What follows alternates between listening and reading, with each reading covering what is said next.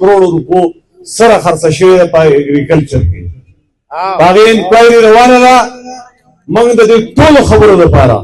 د امن او امان لپاره د لوډ شیډینګ لپاره په دې هر څه لپاره موږ 10 جنوري پورې ټایم ورکړو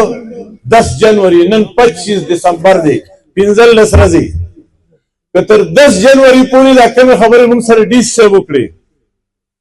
او موږ سره انتظامیه وکړي که تر 10 جنوري په دې کې واضح فرق رانغی نو بیا به زه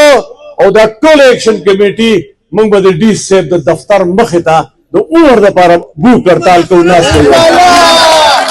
Wadi Action Committee Zindabad! Wadi Action Committee Zindabad! Nam Bijli! Nam Bijli! Nam Bijli!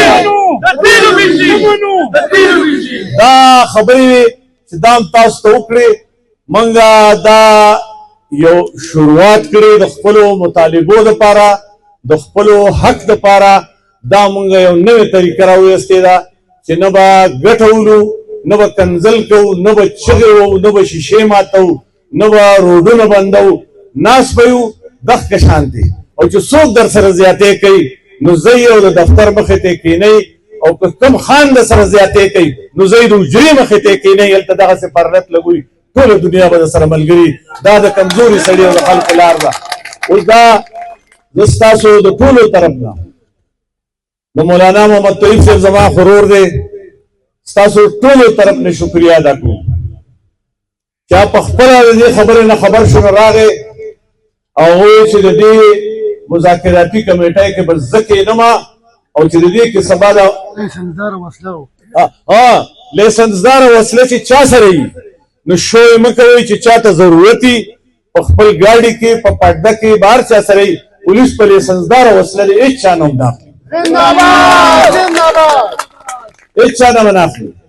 او د هر چا به قدر کېږي که په تاڼه کې او که په هر ځای کې د شریف سړي به باقاعده قدر کېږي چې ونه شي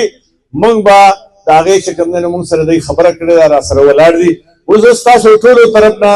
د مولانا محمد طیب صاحب شکریه ادا کوم او په دې زیاته شکریه ادا کوم چې په خپله راغی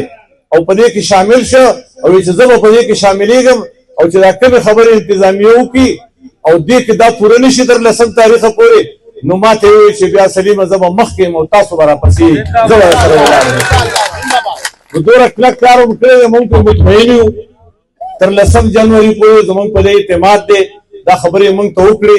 دا 3 ورځې تاسو ټولو ملګرو چې چا موږ سره په دې کې مجاهده کړې ده را سره دا مبارزه کړې ده راغلي دي شپې کړي دي ډوډۍ راوړي دي ناشتې راوړي دي راغلي دي راله دا ټول ډیر زیات مشکور یو او ان شاء الله تعالی دا کاروان به د ایکشن کمیټې رواني موږ ایکشن کمیټې نه سیاست کوو په دې نه پې ووټ کوو نه چندې غواړو خو ثوابه یې دا بدرنګه ثوابه یې به ښکلې کوو دا بدرنګه ثوابه به د ترقۍ په لاره روانو زه مولانا صاحب ته خاص کوم چې یو دوه خبرې تاسو